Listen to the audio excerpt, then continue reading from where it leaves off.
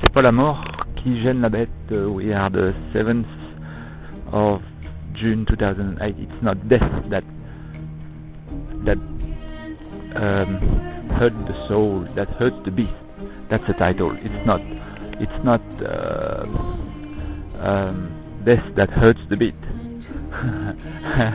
It's not death that hurts the beat. It's not death that hurts the beast. It's the sensation of death unexplained. And now let me explain this. I am surrounded by people like my grandfather who have a very deep trauma associated to death, because that's what we are talking about. The trauma, it's always associated to death, to disappearing. It's always associated to the negative side of the spiral of the being, the negative side job being to push you away from death precisely. If I run away from death, from the potentiality of death, from the possibility of death. That's what fear is about. Fear is to propel you away from the possibility of not living, of death. And desire, it's the other side of the coin. Desire is it's a divine inspiration to improve on life, really, to make something even better. So we have these two spirals, yes, which is desire, which is love, which is improvement on life, which is something that's going to improve life, and the no, which is fear, which is well, we could say hatred, even though hatred doesn't exist. It's fear mixed with love, and fear is designed to get the beast away from the source of potential hurt, potential damage. For example, the saber-toothed tiger is appearing on the horizon line, then obviously I'm going to run away from it.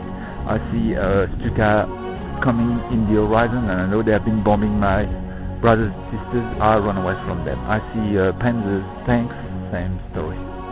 So now if you live like me with somebody who has been associated with death very closely, at the end of the established order, like my grandpa has been during his concentration camp experience, then somehow that kind of feeling, the feeling, we're talking about the feeling, there is nothing associated with the experience itself.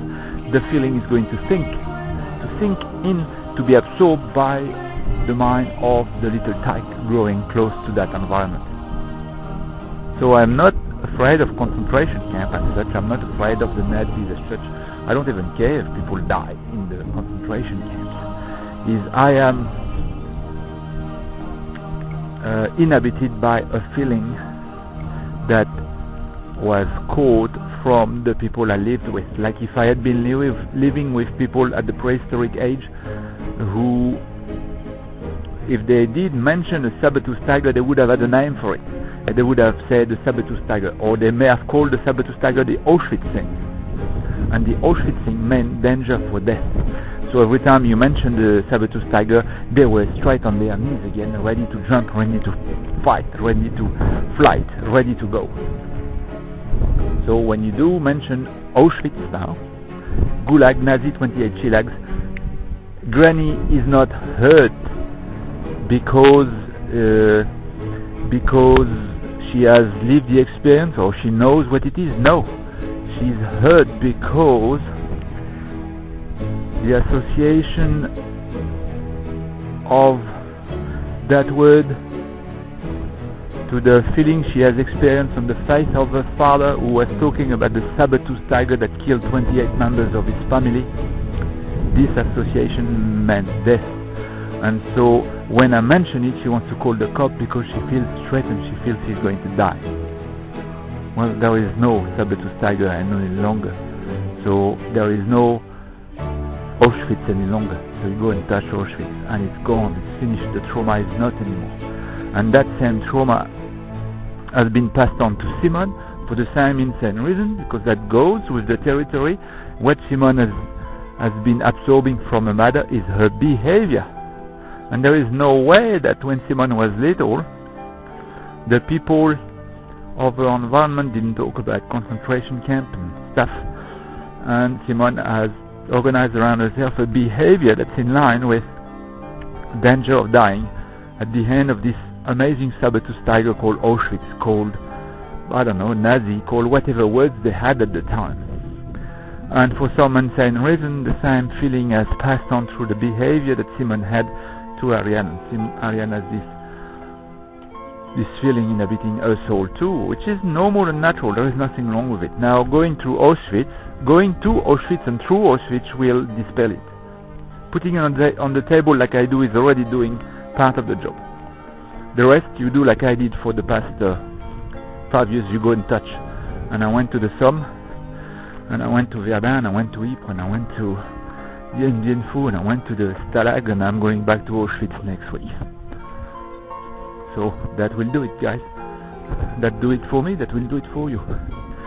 Thank you for the opportunity to express, and thanks Devo to have been talking to me, and Devo, I am going to express stuff in writing, and you may find that half don't. Once again, there is nothing harsh in it. I'm expressing what I feel, and we get fucked today in our societies the same way as the people have been fucked by going to Gallipoli and other places. Well, we get fucked by the systems we put in place. Coke is a fucking machine. Giving cokes to any kids is not healthy. That's my opinion only. Okay, thanks for the opportunity to express. Bye for now.